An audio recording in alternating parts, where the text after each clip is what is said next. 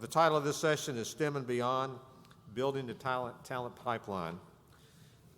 It's really my pleasure to introduce our moderator for the panel today, and she has a fantastic group of ladies here this morning to discuss a myriad of topics over the next roughly hour or so. Our moderator this morning is Natalie Lorenz Anderson.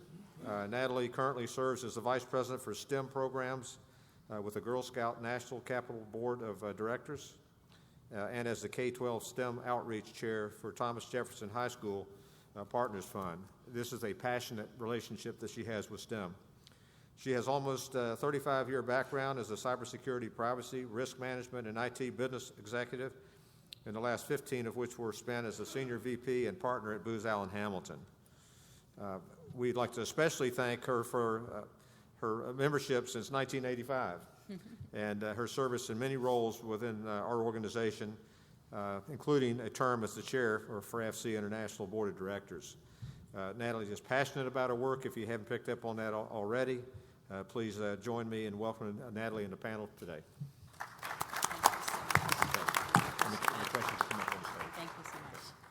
Thank you, Mike. I really appreciate that introduction, and it has been a wonderful relationship over the years with AFCEA. This is an outstanding conference. All of you who have been here the last 2 days know how important this topic is, and we're going to tell you today a little bit more about the younger aspect of it. We've heard a lot of people allude to what about the youth and what are we doing. So this amazing panel that we've assembled will be giving you some insights into that. But first I wanted to start with a couple of appreciations. First, I want to appreciate AFCEA's leadership, General Shea, General Wood, and the whole AFCEA team that's here supporting us, the local chapter, and all of you who have taken time out of your schedule to be here. Your commitment to cyber is outstanding, and it's actually kind of fun being a bit of an introvert geek myself to spend 2 days in the midst of people who are passionate about cyber and about technology. This conference represents an opportunity for me to integrate something that is important to me. I was going to try the S.C. Miller approach to 30 years, but unfortunately you can do the math pretty well when you found out what year I joined AFCEA. So I would say that spending 30 some odd years in cyber and then 2 years ago shifting into supporting K-12 STEM outreach with nonprofits as a passion of mine, this conference gives me a unique opportunity to do that. I started out my career working with someone yesterday. I think it was Bill mentioned KG-84s. How many of you have heard of KG-84s? Yeah, that's what I was afraid of. KG-84s, Stu-3s, ISO 7-layer models, all of that was in my parlance. And now I'm excited to be able to bring that passion to the next generation of youth. And my goal in life now is to empower disadvantaged youth through STEM education and careers to solve the world's toughest problems. So a shout out to AFCEA as well and its partnership with industry, with academia, with government, with military. The 35 years that I've had as a partnership with AFCEA have given me so much. I've really grown up with so many of the ComSec, TransSec, InfoSec, CompuSec, IO, IA, IW, you name it, grown up with these leaders. And what's beautiful now is instead of us being that community off to the side, what I hear at this conference and so many others is that we now recognize the criticality that everybody is in this. We're all working together, and those of us with all those crazy acronyms are no longer off to the side. We're actually helping to bring it into the mainstream. So I'll mention my panel briefly, and then I'll introduce them more thoroughly in a few minutes. So I have Felicia Cullars here from the Department of Education. She's a STEM coordinator. I have Dr. Ashley Guess, who is a professor at Augusta University. I have Amanda Scott from Science from Scientists, the Chief Operating Officer. And I have Kelly Shannon, who is a Senior Associate at Booz Allen Hamilton. So I'll say a little bit more about them in a few minutes. What I wanted to do is introduce the point of this panel and then give you a little bit of my background. As we've heard numerous speakers talk about yesterday and today, we have a lot of challenges in this regard. I'll just pick up on a few of the points that were made because I think they're pretty relevant to what our panel will talk about today. One of the things we've heard is that the U.S. has dropped from near top in areas such as math and other STEM skills to down in the 38 in math, for example, and it's just as bad across science and technology in general. This is across the globe, and that's not a place we want to be, of course.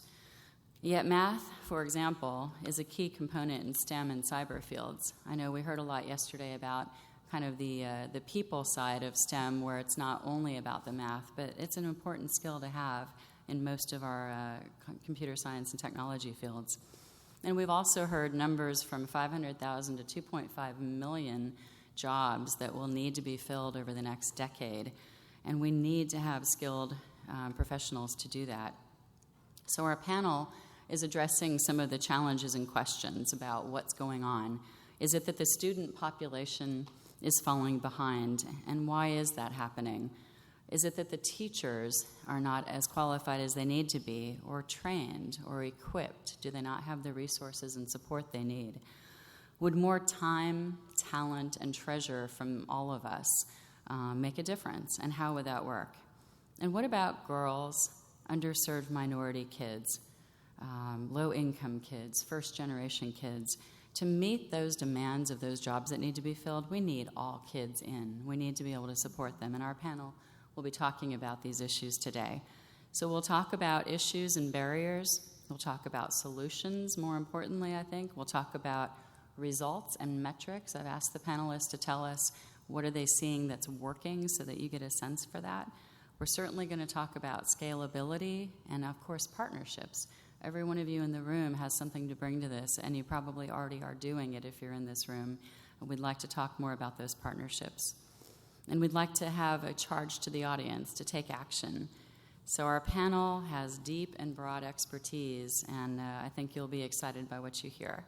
So I'll start briefly with my story, and then I'll ask each of the panelists to talk about their journey as well and their perspectives. And then following their opening remarks, I'm going to give them, 5-8 minutes each so that you get a really good perspective and they give you some ideas of what they've been doing and how it works. Then I'll get to some questions that I've prepared and that we've talked about on several conversations before this day, and of course get to the audience questions as well, and then do a quick wrap-up. So briefly, my story. I was inspired at a young age. You've probably done the math, so you know I was around for the moon landing. I was also a huge Star Trek fan, loved astronomy, and I was also growing up in California at the time of these critical world problems: oil embargoes, water shortages, Endangered Species Act. All of those kind of formed who I became.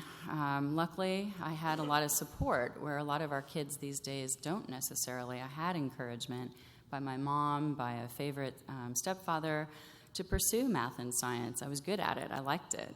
I also liked building model airplanes and model starships and had them hanging from my ceiling, so I was definitely one of those kids. I was lucky to have teachers that encouraged me throughout my K-12 years. And of course, I was also a Girl Scout. You've probably figured that out from the introduction. I went all the way through, earned as many badges as possible, as many challenges. Today's Girl Scouts earn the Gold Award. That's the top honor. In my day, it was called First Class Scout, but I did earn that in my freshman year of high school. And along the way, learned leadership, learned confidence, and courage to pursue my dreams. I was fortunate that even though I was a girl, and am a girl, and was also low income, my family, did not have a lot. My mom was primarily a single parent, but I had access to and encouragement to access things like STEM camps, junior achievement, where I ran several companies in high school. I had strong, positive STEM teachers and role models. And I was also fortunate that scholarships were available for me to attend these summer camps and also ultimately to go to a great college. So fast forwarding all these years later and what I've decided to do with that, during my years as a partner at Booz Allen, I was really fortunate to be supported in doing outreach to the community. So I was responsible for our partnerships with Girl Scouts, Society of Women Engineers, AFCEA, of course, MIT, Johns Hopkins, a number of organizations. And I realized along the way that all of those had a common theme. Like, for example, with AFCEA, it was the Educational Foundation and their STEM teacher grants and awards like Copernicus Awards that had a huge cyber component to the award winners. Those were the things that really encouraged me and empowered me. And the one program that I'll talk about a little bit more is the Girl Scout program. We had a Make the Connection program at Booz Allen where we had a STEM day that had lots of really cool and exciting things for the kids to do. So Booz Allen was supportive of that because they could see that the pipeline needed to be created, and the work we were doing in these outreach efforts was a way for that pipeline to be realized. And in fact, we ended up having several girls joined Booz Allen 10, 12 years later after our first STEM and Make the Connection events to be employees. So I think we proved that it worked. So I decided to take the leap 2.5 years ago. Corporate world was great and exciting and fun, but I realized my real passion was around this topic of getting more kids into STEM, and that I owe it to them to get involved. So I'll only focus on Girl Scouts right now, because there's not enough time to talk about all the others, but I wanted to let you know, in case you don't know, that Girl Scouts reaches 2.4 million girls per year across the United States, age 5 to 17. It's a great group for us to be talking about when we talk about STEM outreach. It's uniquely positioned to address gender equity in STEM education and also enrichment. Over 160,000 of those Girl Scouts each year participate in STEM programs, and that was before the Girl Scout USA rolled out 100 Girl Scout badges in STEM topics. And that happened the year I was retiring from Booz Allen, so it seemed like it was karma. Karma of the universe gave me a tool that I could use to get to girls in STEM. Those badges were rolled out by GSUSA in concert with a lot of corporate, nonprofit, military, and other partners. And the badges are in topics such as cyber, but also in coding, robotics, mechanical engineering, and citizen science. And the Girl Scout Research Institute, which surveys girls and their parents every year, thousands of these girls and parents, shows two big things. One is that the interest in STEM among girls is there and just needs to be primed. And I think we heard some of this message yesterday as we heard from our colleague in the UK about the gamification and how girls respond to that. The challenge, number two, the challenge is to turn girls' interest into action and make STEM the winner in the competition for girls' attention when it comes to career choices. The graphic is up, by the way, that shows an example of all these badges. There's actually 2 pages, and if I forget to tell you later, there's a link in the AFCEA site for today that you can find not only this, but a lot of resources that our panelists have put together for you. So you can take a look and see the kinds of things that maybe you personally or your organization could help us by getting involved in your local Girl Scout area. Many Girl Scout leaders don't have the confidence to deliver cyber or STEM content. So our model for our council is, in fact, partnerships, and that's where you'll come in if you're willing and able to do that. So I'd like now to introduce my panel and let each of them give you their story and background. They'll tell you a little bit about themselves, how they came to this topic, what problems they're working on solving, programs they may be working on, and possibly outcomes and metrics. So I'll introduce them one at a time and let each of them speak and then go on to the next person. So I'll start with Felicia. She, as I mentioned, is a STEM specialist. For those who don't know STEAM, the A is arts, and I'd like to broadly describe that as not just arts as in what you might think of as arts, but I think of it as what we've heard a lot of the last 2 days, which is the human side of STEM. It's the side that you have the ability to think creatively, use your imagination, lead people, lead talent. All of that is part of what I'd like to think of as A, and maybe Felicia will tell us a little bit more about her view of that. She's been an educator for more than 17 years, primarily in math and STEM education.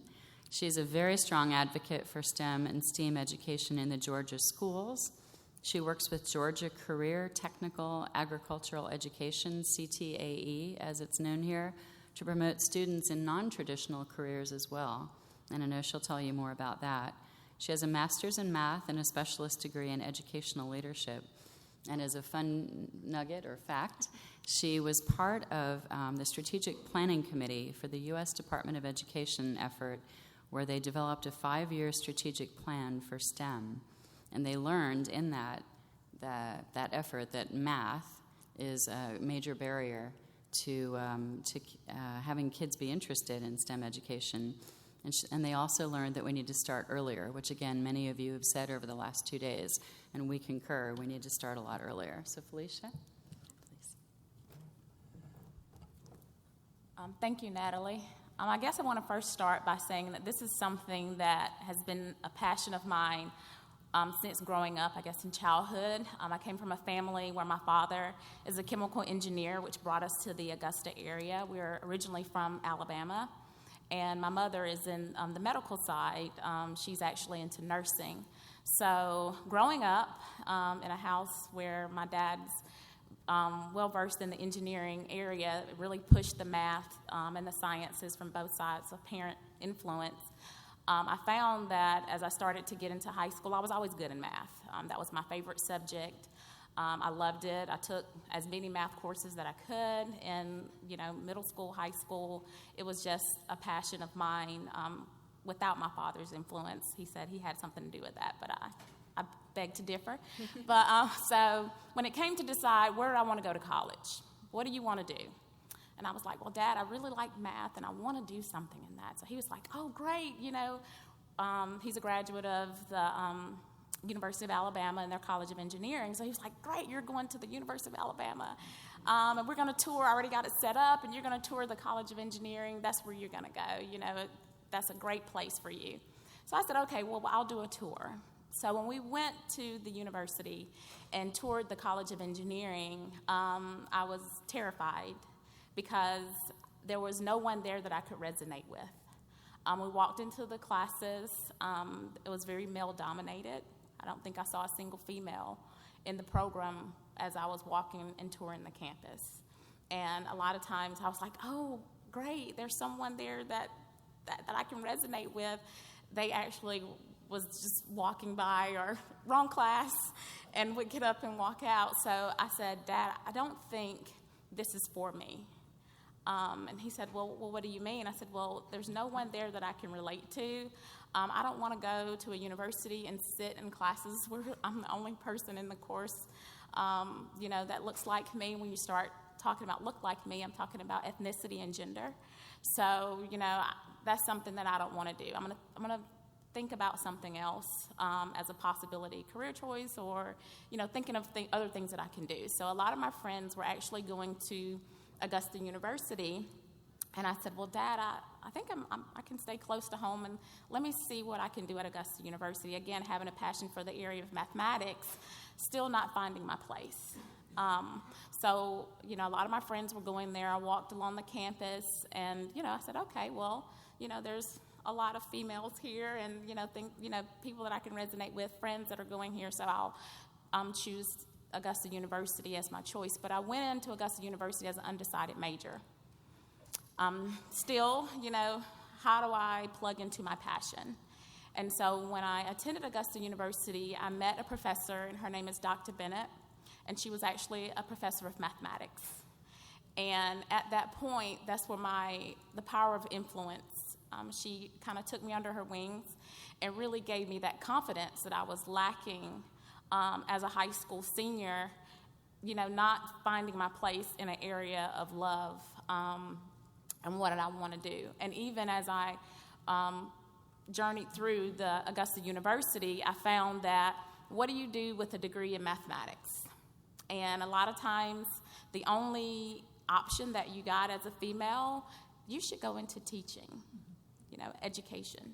That's a great place for you. I'm not saying that was a bad career choice for me, because I love going into education and actually influencing other students as the way Dr. Bennett influenced me while I was at Augusta University. But again, it became more so a mission and a passion, that there's so many students out there that are like me, not finding an area in the STEM fields because they don't feel comfortable. They see very few that look like them in the professions. When it comes to what can you do with that, not having the confidence to be the only one. And so that really is what kind of my driving force into pushing me into STEM education and really using it to help students throughout the state of Georgia and giving them the power to see that you can be a great force in a STEM field, even if it may be that you're the only one. And having that confidence and building that confidence early. And so I really do feel that starting early is something that is powerful. And when I say starting early, I'm talking about as early as elementary school. I actually sat in the panel before us, which was the military talent management panel.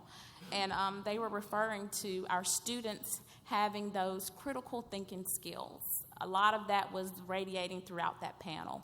And that's something in K-12 education we're starting to shift, because for so long the focus has been students coming through K-12 education, they need to know how to read. We want them to read. They got to know how to write. We want them to write. We want them to be able to do basic arithmetic. But we know now with the way jobs are changing, we have to build in those critical thinking skills. We have to build in the ability for them to communicate, the ability for them to collaborate with one another, and the ability for them to know that failure is something that's not to be frowned upon, that it's okay to fail, and that through failure, we've actually had some great advancements in technology, great advancements in a lot of things that we have in the world. So that's something that in K-12 education we're starting to infuse and also put on a pedestal of value, that not only is it okay for our students to come out being able to read, write, and do the basic arithmetic, but have the confidence and also those critical thinking skills that are necessary. And so that's kind of our shift and where we're going. But also another area is really targeting our students, our female students, giving them the confidence that they can do and be successful in the areas of sciences and mathematics, that they can go to a college of engineering and be successful and have the confidence to sit in a room if it's only 2 or 3 of them. And also go out into the workforce, because a lot of times we think about college, but when you go out into the workforce, also setting them up that when you go out into the workforce in engineering or even in a STEM field, that you may be on your job the only one or 2 or 3. How do you build a network of support that also transcends into the workforce when they're going into these careers? So again, we do have a huge challenge ahead of us, but I'm very passionate about this work because I really do feel that, me lacking confidence in an area that I really loved, is something that deterred me. I was scared. I was afraid when I went to the University of Alabama and saw those guys sitting in there. Where do I belong? This is not for me. Even though I know I loved math and I probably could do it better than any of those guys in the room. But still, just knowing that I'm the only female that's there and lacking the confidence. So how do we build confidence in our young ladies is a passion of mine, and hopefully continues to radiate as my work with the Department of Ed. Felicia, thank you so much. Excellent. I think that'll give people a lot to think about, and as you think about where to focus and what makes sense and what's important. My next guest is Dr. Ashley Guess, Assistant Professor of STEAM Education at Augusta University. She has been teaching for over 15 years and is leading research projects that are focused on how to keep, as she says, K through 14 students in STEM. She holds a PhD in curriculum and instruction with an emphasis on integrative STEM education, which will be interesting to hear more about what that looks like. And she is widely published in her work on, among other topics, the importance of teachers with, quote, a lively mind, end quote, authenticity, and problem-based teaching methods. Ashley, thank you. Thank you, and good morning. Welcome to Augusta, for those of you who are not here normally. You're welcome for the weather. I think it's going to stop tomorrow, but I don't know. Just a short bit of background about me.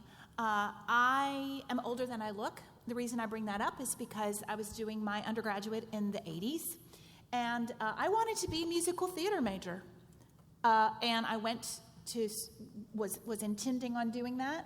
And my mother back then, the one who said, don't even take typing because no daughter of mine is going to be a secretary. Those of you who are old enough know that thing in the 80s, we were really pushing women. Gosh, Mom, and she's gone now, bless her, but typing, I really needed it. We didn't have computers back then, and so So I listened to her, and I love biology, and very typical for a lot of women. Biology is more verbal oriented, so I did that. I didn't want to be in the medical field, just loved biology, biological sciences. So I finished with a degree, Bachelor of Science in Biology, and was plagued with, now what do I do? Do I go to grad school or do I get a job? And I found that I wouldn't be able to support myself in a job with a bachelor's in biology. So I went to retail because I had to live and eat, and hated it, and went back to school, went to graduate school and did more biology. Loved it. Loved being in a lab. But you want to know something? I stuck out like a sore thumb. I didn't look like the typical biology person. I didn't have a pocket protector. I wore heels. Even the women that were there, I was different. I wore makeup all the time. It was hard. I had a professor that told me I wouldn't pass his class unless I went on a camping trip with him. Not cool. So, I did not continue. At that time, I got married, I had children, stayed home for a while, and then life happened, crazy things happened.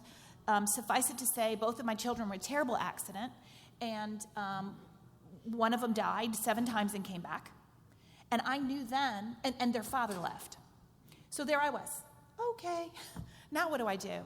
And so, believe it or not, I went into teaching because I had to support my family. And I was alone with a critically ill child. And people were begging for science teachers. And I thought, oh, I'll teach biology. I love biology. The only class I ever failed, I had straight A's, except for chemistry. As long as I don't teach chemistry, I'm fine. Well, God was laughing at me. The job I got offered was to teach chemistry. And you know what? I did it. Not only did I do it, but I decided I was going to teach chemistry the way I learned, because I couldn't be that crazy. I wasn't a memorizer. I was an understander. I loved the arts. I could create music and think about molecular motion in terms of music, and I know a lot of people think that's crazy, but guess what? Research tells us that 80% of our population does not think the way a STEM professional thinks. And as a result, I had a 75% retention rate of the women I taught. They stayed and pursued degrees in STEM when they left me. So I continued to move on in my teaching. So I've been teaching since 1995. I then got an opportunity to start teaching at the college level, the collegiate level. So I've been an anatomy and physiology and microbiology professor since 2002. And realized that things were changing. How did I realize that? Well, there I was, doing my thing, giving my lecture, and I was more dynamic than the typical biology lecturer. But all of a sudden, I asked some question about the cardiovascular system. And I thought, oh, okay, I'm really rocking this thing. And in the back of the class, 50 people, I heard, hey, Siri, tell me about the apex of the heart. On the web for about the apex of the heart. Check it out. That was a transformative moment for me. The class went, what's she gonna do? I canceled class. I wasn't mad. But I was being replaced. Changed my life. So I went home, told my husband, I was like, we got a problem.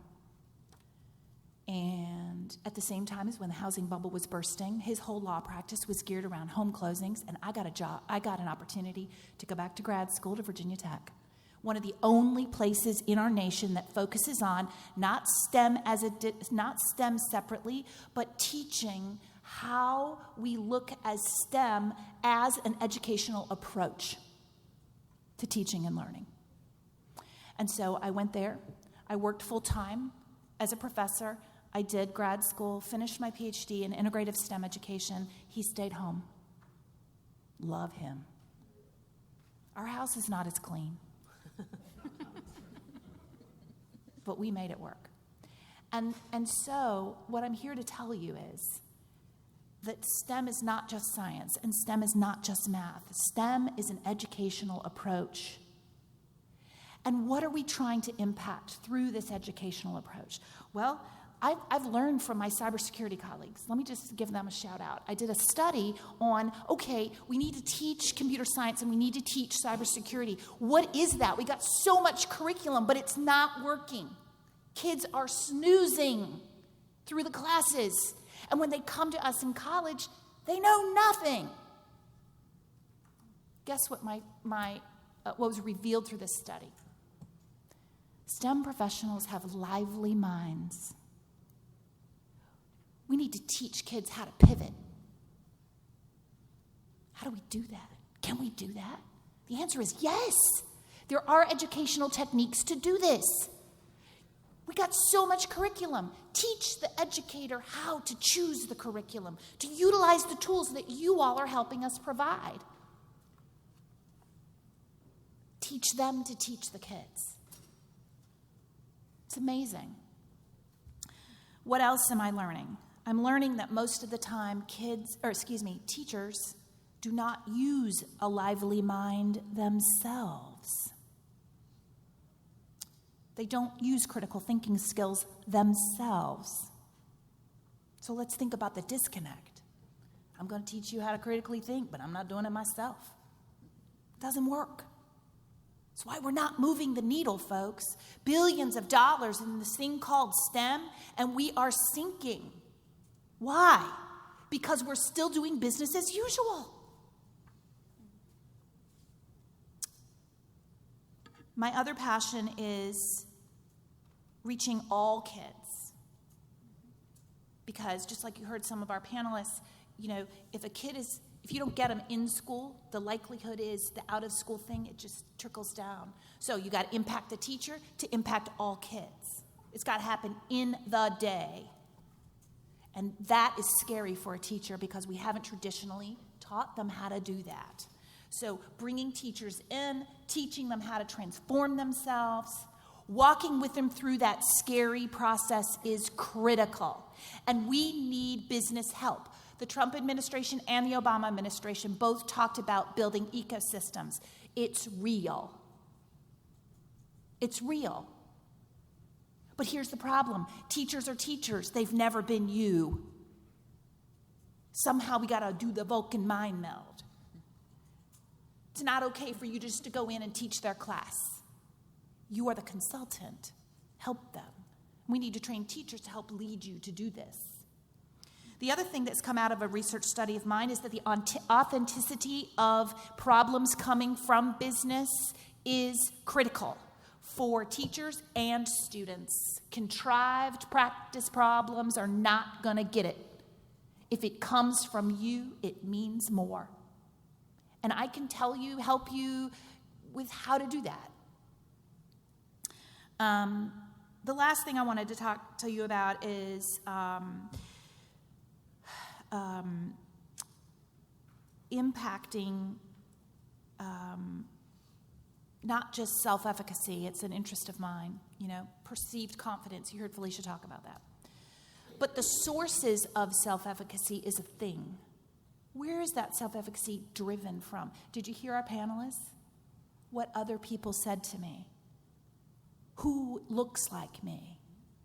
These two sources of self-efficacy are critical for females, less so for men. Men are very mastery-driven.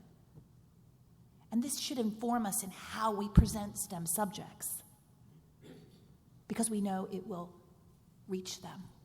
So, thank you so much for the moment. I'm looking forward to talking with you further. Thank you so much, Dr. Guess. Well said. Well said. Thank you. Our third panelist, Amanda Scott, is the Chief Operating Officer for Science from Scientists. That's a multi-state 501c3 STEM education nonprofit headquartered in Massachusetts, operations in California and Minnesota as well, and programs in several other states. They provide in and out of classroom hands-on activities and explorations led by real STEM professionals. I got the opportunity to bring her down to Virginia to do that very program within a summer camp classroom at a Title I school in Virginia, and it's a phenomenal program. They have over 100 hour-long modules consistent with next-generation science standards and SOLs across multiple disciplines of STEM. And they've been serving over 10,000 elementary school and middle school students each year for most of the 17 years that they've been in action. She holds both BS and MS degrees in environmental studies, and on the break or at lunch, she can tell you a little bit about what the correlation is between insects and climate. Thank you. My journey started just outside of Washington, D.C., where I was born. Both my parents worked for the federal government, one in IRS and one in TIGTA, so not a bunch of STEM happening in our home. I enjoyed science when I was younger. I really enjoyed science fair, but as soon as the project was over, that was it. And there was really no pathway from that point. And I see a lot of that disconnection still today, where you might have a one-off event or experience, but there's no illuminated pathway to get you to where you go next.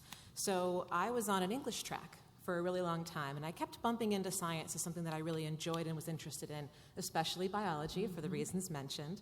But I endured a traumatic event as I went through high school, and I wasn't going to share it, but you guys have empowered me.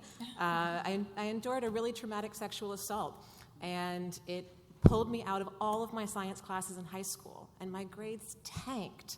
And I couldn't get into Science Honor Society, and I couldn't get into Science Olympiad, and I was cut off from all of these things. And I just had teachers who patted me on the back and said, "It's okay, you're just good at English, you're just not good at that." And so I went to undergrad, and I met a mentor who totally changed my path. And so one of my big messages that I'll resonate throughout the day is a lot of our journeys are not linear. A lot of our journeys have a lot of bumps and twists that go through them. So I really came to this later in undergrad. I had this wonderful mentor who got me back on track, gave me the support to go through, earn these degrees, and become the person that I am today. And one of the things that activated when I met my mentor were my latent Girl Scout skills. So like Natalie, I'd also gone through the Girl Scout program, and that program is incredible for building girls' confidence. And so I was able to pull on all of those skills as I went back through and earned these 2 degrees and became the educator that I am today. That's just been a wonderful experience for me. What I do now with Science from Scientists is really work at those ages where I was cut out. So I started at that elementary and that middle school age. We were a 4th through 8th grade program for a long time, but then we keep getting calls from kindergarten teachers, 3rd grade teachers, and so the call for us is go younger, go younger, go younger. And what we do now is we bring STEM professionals into the classroom on a schedule that works for them, so it can be something as easy as twice a month to a full-time job, and we partner that with curriculum that we've developed that helps teach these students content but also skills. And one of the things that's really unique about our program is we're not pushing my agenda. So I'm not going in teaching these kids how to be an aquatic insect taxonomist. I love it. I think it's really fun. But that's not what I'm there to do. It's not about my journey and my expertise. What I'm there to do is model this mindset that is so critical. There's content acquisition going on during our programs. We can measure that with surveys. We can measure it with quizzes and state test scores. But we're really there to model what a STEM professional looks like. How do they engage with the world? How do you take a phenomenon like, oh, I got a sunburn, and explore that? And start with that, because that's an observable thing that our kids can experience and they can connect to and understand. And we want to build from that experience and give them the tools and resources that they can go explore the world around them. So I think I will stop there. Thank you so much. And my final panelist, Kelly Shannon, is a senior associate at Booz Allen Hamilton with over 18 years of experience. In this field, she's serving as the operations lead for cyber and engineering within what's called Booz Allen's Strategic Innovations Group. In this role, she leads the strategy and execution of the firm's cyber talent programs, capability integration, and branding efforts. She also represents Booz Allen as a member of the Virginia Commonwealth Cyber Initiative of the Northern Virginia Leadership Council. And she's focusing on cyber training and education roadmap in that effort that covers not only K-12 and collegiate pathways, talent pathways to employment, but also veterans pathways to employment. She has a BA in International Relations and an MA in International Politics. Kelly? Thank you. So as you heard, I did not go the STEM path in college. I have a former colleague of mine used to ask everyone he'd meet, especially in recruiting, did you find cyber or did cyber find you? For a lot of folks, especially folks who are a little older, cyber found them at some point in their career. I think now we're seeing with the younger generation more people finding cyber. My path was definitely nonlinear, but I've had a real privilege and opportunity in the past 5 years to work in the field of cyber. And in my role, I get to bring all of the disparate backgrounds and experiences that I have to really promote our cybersecurity talent within Booz Allen and also externally within the larger and broader Northern Virginia community. And so I think for most folks, when you're trying to kind of learn what you want to do, a lot of it's based on exposure, it's based on the teachers you have, it's based on what you have passion for and what you're enabled to do. And so I think the more that we can expose people, show people what opportunities there are in STEM or in cyber, and why it can be fun, why it can be so empowering. You know, I heard a lot on the earlier panels about the mission, and you know, that is one thing that I can say from a Booz Allen standpoint. We hire about 50% veterans. The mission matters. Not everybody, however, is motivated by the mission initially, right? So finding those avenues and those on-ramps that are going to get people empowered and passionate is really, really key. And so I think what I heard from my panelists here and what I heard from earlier panels is everyone's very aware of the talent workforce gap we have, especially in STEM and cyber. In cyber in particular, I think the most recent ISC Squared cybersecurity workforce survey says we've got over 500,000 people workforce gap in the U.S. alone, and internationally it's in several million range. The reality is we don't have enough talent to do what we need to do. There are a couple ways I think we can tackle that, and I think part of it is building that early childhood pipeline and getting people interested, getting kids interested in STEM, and opening up the possibility in their minds and their eyes to what cyber is, to what STEM is, and what opportunities are available. Some of the things we're doing internally with Booz Allen is really trying to pivot some of our workforce, to reskill some of our workforce, because as the government evolves in the way it's approaching things in AI, in cybersecurity, what they're contracting for changes, and we have to kind of be agile as an industry member supporting the U.S. government. By the same token, we know that people have the aptitude, even if their path was nonlinear into cyber. And so we've actually worked very carefully, and we're about to implement a cyber aptitude assessment that helps us as business people make good decisions on our investment in what talent is really prepared to take on learning cyber and reskilling into it, or conversely, for folks to self-select, right? Make good decisions. We have an educational benefit to everyone, funding for ongoing education, that allows people to decide whether or not they want to pursue a SEC Plus, a CISP, right? Take additional training courses in cyber. But I think what's really key is knowing that industry, academia, right? I think nonprofits and the government all have a role to play in ensuring that we build this talent pipeline, because otherwise we as a country, I think, are dead in the water. I think the more we can build on some of the things that my fellow panelists have said, things like problem-based learning. We know from previous studies that cybersecurity professionals are continuous learners, they're systems thinkers, they're abstract thinkers. How do we tease those things out? How do we develop the critical thinking skills that is so needed to be able to do that problem solving? Cyber's an ever-evolving field. If you don't have critical thinking and you're not willing to continuously learn, then again, you probably have a job, because there are a lot of jobs out there. But machine learning is coming online. That's going to be taking a lot of the kind of tier one, security operations center jobs. You need to kind of be able to do that higher level work. So I think building those skills in STEM is absolutely critical to moving us forward as a country, to providing the workforce we need for now, quite frankly, and in the future. And with that, I'll close. Thank you.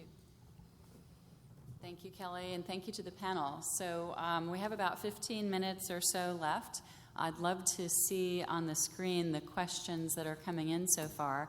I had prepared several, but with time constraints, I know that we won't be able to cover it all. So I'll remind you that there's a link to resources from all of us to you that may help you in your journey if you haven't already been very involved in the K-12 STEM outreach, you can. And there are many ways to do that. So the resource link is available in the CERTS website. We know that the major areas that we're concerned about are capturing children's imaginations early, and you've heard some of that talked about. Empowering teachers, the lack of sufficient numbers of teachers, what do we do to increase those, attract and retain them, have industry and military and nonprofit and academic support to them. A little bit about the underserved community as well and the importance of focusing there. And then finally, what can you as an audience do about it? Those are some of the key points that I want you to think about. We have an awful lot of questions, and so I think what we'll do is just go ahead and go through them. I see that they're on separate slides. So the first question, any panelist, is this a fair statement? Girl Scouts, AFCEA, NSA, etc. are stuck finding ways to get our youth into cyber because the education system is antiquated and failing to produce STEM competent youth. I know we started to hear a little bit about that, Felicia and Ashley in particular. Would either of you like to take a brief response to that? Okay. Yes. But I don't like the term stuck. Let me just say, because I don't see education of our youth as exclusively for the public education system. Research tells us that if we don't embrace each other and do it together, then it's going to consistently fail. So the short answer is yes, we're not doing the job. We're still sitting in the same desks that they were using in Little House on the Prairie. There are issues, but stuck is not appropriate. Great. Thank you. Felicia, the next question looks like it's for you. Can we please move a mountain and make IT part of the core curriculum expected from every Georgia school? I'd argue that my child doing character analysis in English class is not as important to national security or the economy as IT classes. I'd rather she be coding. Aren't schools here to prepare our youth to best support our country? And while you give that 1 second, I want to let you know that in the state of Virginia, that is changing as an example. We have now a requirement for computer science in the classrooms across the state of Virginia. How that will happen and when, obviously, is in motion. Felicia. Okay. That's a great question, and you're exactly right, moving a mountain. But we do have a K-12 computer science initiative in the state of Georgia, and it's actually a law now where our high schools have to offer computer science courses as well as our middle schools. But the issue that we're having in the state of Georgia, and I think across the nation, is finding the qualified teachers to actually teach those courses with fidelity. You have an educator that's teaching that course, and again, there's not a whole lot of resources out there for a teacher to teach it with fidelity, nor a business industry that may be in an area that can support a teacher with gaining the knowledge that's necessary to teach those courses. We're finding that there are some industry professionals that want to come over into education, but a lot of times when they find out how much we pay and how much industry will pay in an IT profession, believe me, they stay in IT. And so we're trying to compete with finding qualified staff. The goal is that all of our students are coming out of K-12 education with a background in computer science and having those coding skills. But right now, until we actually target the pipeline of individuals that can actually teach those classes with fidelity, we're struggling. And that's where you come in as business industry professionals. How can you help partner with school districts and K-12 education on helping us with that talent pool and to getting our teachers trained effectively so they can, really give our students the skills that they need. Also with coding, really quick, we do promote Girls Who Code programs as well as Girl Scouts and robotics as early as 3rd grade. Again, the issue with that is that our teachers have a lot on their plates. So if you're a community partner, if you have you're a parent and you have a child in an elementary school, step up and sponsor a robotics team. help the teachers out. They want to do it, but a lot of times they don't have the expertise. Step up and say, hey, well, I heard about Girls Who Code or Girl Scouts. I want to help sponsor. And believe it or not, there's a lot of dads out there. So guys, you could be STEMinist, okay? You can do this, okay? You can do this. You can run a Girls Who Code program, and we say girls because we know that focuses on the shortage and the gender gap that we have. But we do have gents who code as well. We don't let the fellows be excluded. But again, just know that this is something that you can help with. So. It's not unusual for us to see a dad coming in with a robotics team of all girls competing. So again, think about ways how you can plug in to help us out, because it is going to be a mountain to move, but we can't move it alone as K-12 educators. We need everybody partnering with us to help us move that mountain. It's going to take everyone. So. Perfect. And in Girl Scouts, by the way, we're calling them Men in Green. Oh, great. Kelly, you had something to add? Sure. In Northern Virginia, originally under the auspices of the Northern Virginia Regional Commission, one of the subcommittees was working on the problem of the cyber talent pipeline, really focusing on academics, K through 12 and community college and veterans. And that effort actually got wrapped under the Virginia Commonwealth Cyber Initiative, NOVA node, Northern Virginia node. And it really focused on a couple things. One was the teacher piece, because that is the gap. Virginia actually has established curriculum for cybersecurity, and had, I think, around, when that was stood up, 2 qualified teachers in the entire state. And qualifying the teachers takes time and it takes money, and it takes time away from teaching to do that. The other thing they didn't have was the exposure, and so we're trying to create a pathway in which teachers have the opportunity to go into industry for a time over the summer, call it an externship, if you will, call it a mentorship, to get exposure to what cybersecurity looks like in kind of the real world, right? So I think qualified teachers is a major gap that we're going to continue to have as curriculum is developed, as resources are developed. And then one of the things we're also trying to do within the Northern Virginia node is create a repository, a roster, if you will, of willing cyber professionals who can say what they're qualified to help teach, whether it's just coming into a classroom one time on a particular subject or on an ongoing basis, that they're available to K through 12 education, to community colleges, and even colleges as guest lecturers. So again, really trying to create those mechanisms and the means by which you can connect the available resources, even if they have a limited availability, with the needs is key, I think, in any region or state. Yeah. And just please, to go tee ahead. up for Amanda here too, Yes. because she works so much with bringing people in, and you said something really important about that. Yes, so one of the things that we've seen when we bring folks into the classroom is that, and you probably know this, not every STEM professional belongs in front of a third grade class. It's important to just recognize that. So, when we pick folks up, we have training programs to help them get ready to go into the classroom so that they have the age-appropriate vocabulary, so they know the background where their students are coming from.